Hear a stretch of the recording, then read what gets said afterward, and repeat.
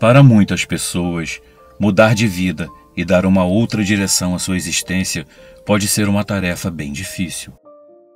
Na maioria das vezes, essa mudança só é possível com alguma ajuda de seres superiores que nos visitam para nos lembrar que a nossa permanência aqui na Terra tem um propósito e que se desviar dele pode não ser uma opção.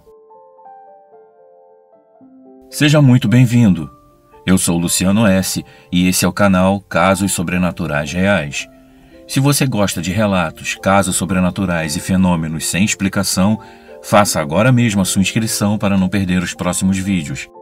Assista esse vídeo até o final e, se gostar do conteúdo, deixe o seu like e escreva nos comentários de qual cidade você está nos assistindo. Se você quiser e puder ajudar o canal, na descrição do vídeo você encontra a nossa chave Pix e pode contribuir com a quantia que desejar. Você também pode ajudar clicando na aba Valeu, logo abaixo da tela do vídeo, além de participar do nosso clube de membros e ter acesso a conteúdos exclusivos. Compartilhando nossos vídeos em seus grupos de WhatsApp, você também está nos ajudando. Desde já, o nosso muito obrigado.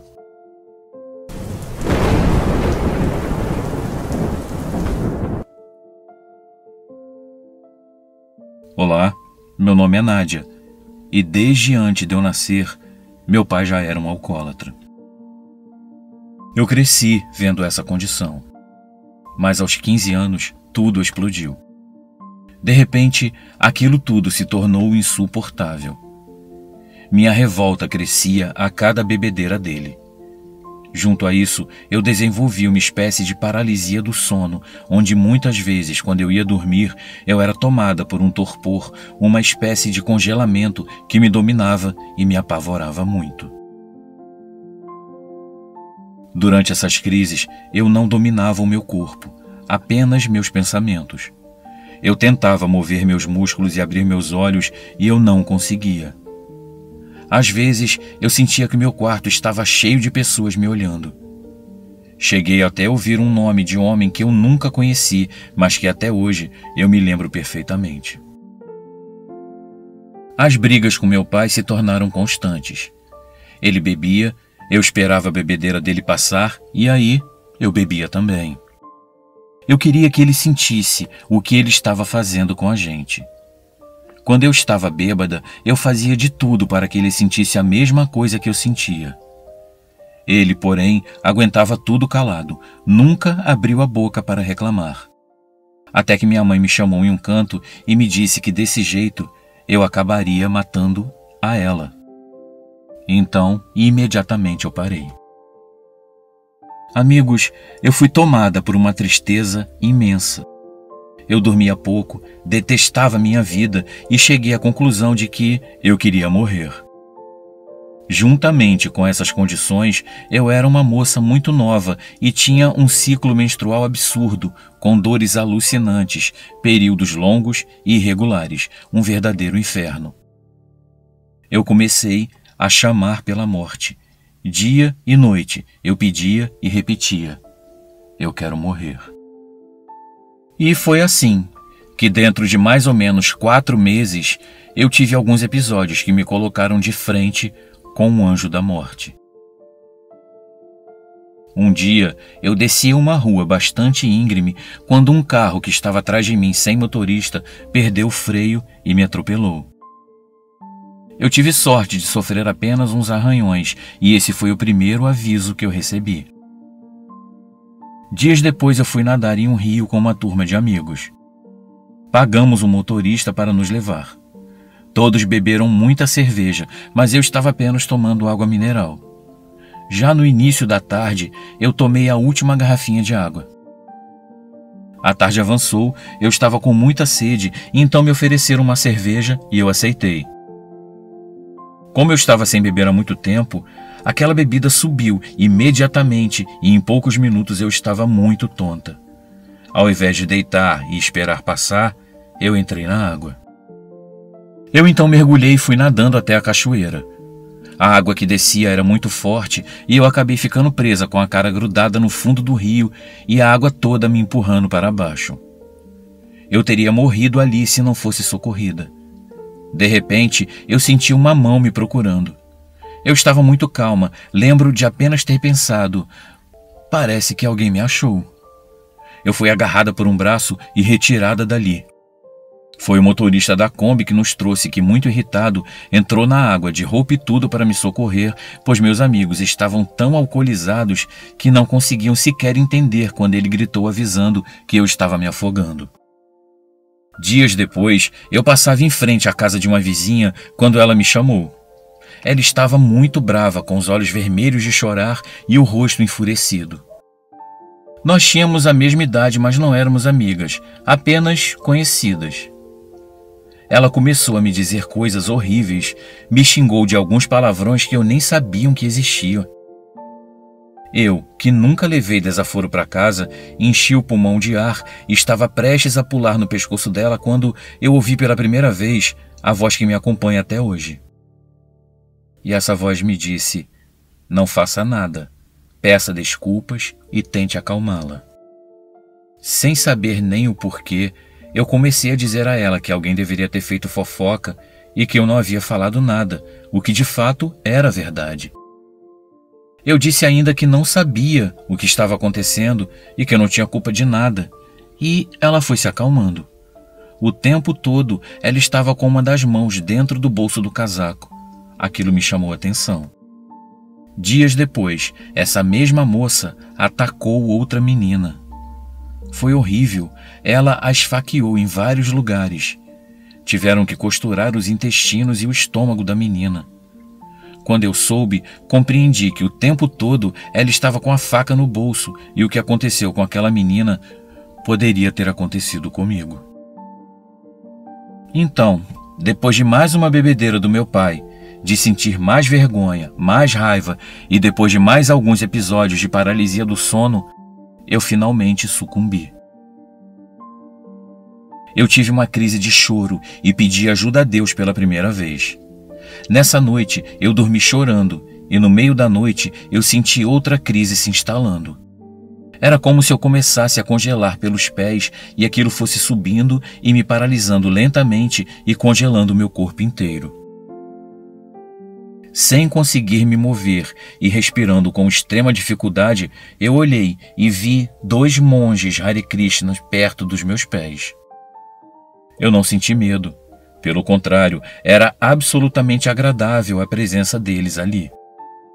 Os 2 foram se aproximando sem dizer nada. Eu também nem tentei falar. Um deles colocou as mãos sobre meus olhos e delas emanou uma luz azulada que me preenchia inteira. Enquanto o outro arrumava meu útero, eu via as estruturas internas mudando. Era como se alguma coisa fosse descolada e colada em outro lugar. Foi muito agradável aquilo tudo. Aos poucos o peso do meu corpo foi suprimindo, eu me senti tão leve que eu descolei. Quando eu percebi, eu flutuava perto do teto do quarto. Eles então me alcançaram, cada um segurando em uma das minhas mãos. Nós passamos pelo teto do quarto e depois pelas telhas e fomos subindo. Reparei que eu não precisava respirar. Reparei que respirar era difícil, que envolvia gasto de energia. Ali eu me sentia tão livre, tão leve e aos poucos fui ficando muito, mas muito feliz. Tão feliz que eu não queria mais voltar. Quando pensei em voltar, vi o planeta Terra atrás de nós. E ele estava absolutamente deslumbrante. A imagem mais bela que se possa imaginar. Eu reparei que ele brilhava, faiscava, foi maravilhoso.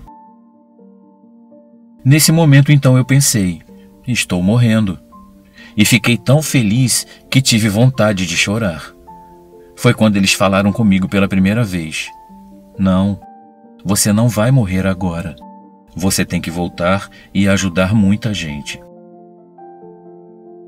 Meus amigos, eu não entendo o sentido da vida. Não entendo por que a gente existe, por que eu estou lá naquela família com aquele pai e por que a minha vida é tão difícil. Foi nessa hora que a revolta começou a voltar para dentro de mim. Foi quando um deles me mostrou ao longe bilhões de pequenas fagulhas indo todas para o mesmo lugar.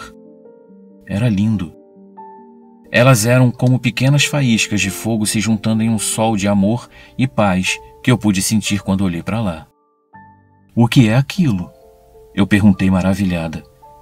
São almas que cumpriram sua missão e estão voltando para Deus. Cada uma daquelas faíscas é um espírito que está retornando para casa. Agora elas já podem voltar para perto de Deus. Você, porém, ainda tem muitas coisas para fazer. Vai viver muito, vai ter uma família, uma história. Trouxemos você aqui apenas para te mostrar isso. Estar ali era tão maravilhoso que eu não queria voltar para casa. Um deles soltou a minha mão, o outro colocou as duas mãos no meu peito e me empurrou suavemente para trás.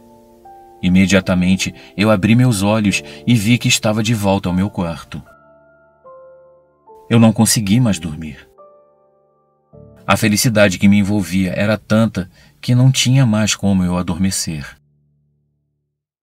Desse dia em diante, minha vida ficou mais fácil. Meu ciclo menstrual se regularizou e eu não tive mais que ficar de cama. Comecei a olhar meu pai de um modo diferente. A revolta já não fazia mais sentido. A paralisia do sono sumiu, nunca mais eu tive.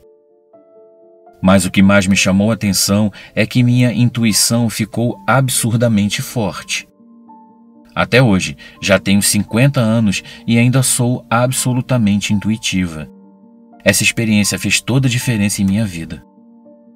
Durante o tufão Catarina, em 2004, eu estava em uma viagem de avião. Não sei se foi por erro do piloto, mas o avião passou muito perto do tufão a ponto de ser jogado para lá e para cá. Quando o pavor tomou conta de mim, eu ouvi uma voz muito próxima ao meu ouvido me dizendo que eu não morreria em um acidente de avião. Então eu fiquei tão calma que comecei a tranquilizar os outros passageiros. E em inúmeras outras vezes eu fui orientada por essa voz. Saia daí, volte lá, fale com ela. São comandos que eu me habituei a seguir sem contestar.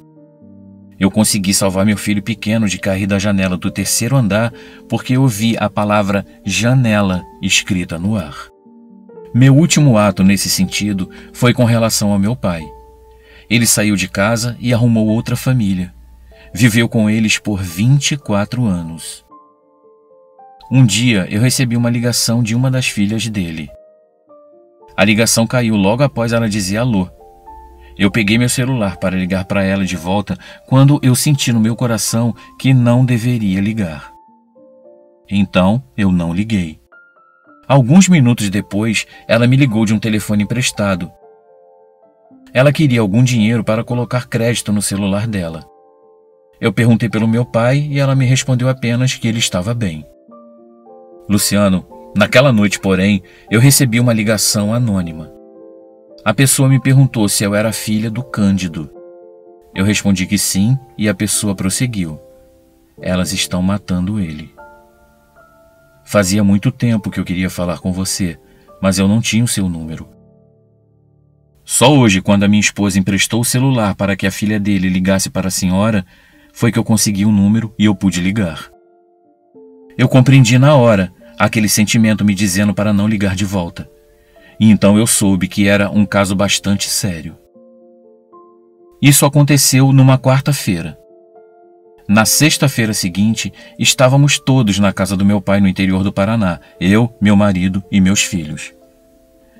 Eu encontrei o meu pai pesando cerca de 40 quilos, jogado em uma cama, sem tratamento, sem carinho e recebendo o mínimo possível de atenção da nova família dele. Nós o trouxemos então para a capital assim que conseguimos uma ambulância, e isso foi muito importante para ele e para nós. Ele faleceu no dia 7 de setembro desse ano, mas passou 4 meses com a gente. Tivemos tempo de nos perdoar, de conversar, de cuidar dele e principalmente de nos amarmos. Ele morreu segurando a minha mão e a mão da minha mãe. Esse é o meu relato, meus amigos, e eu agradeço a atenção de todos.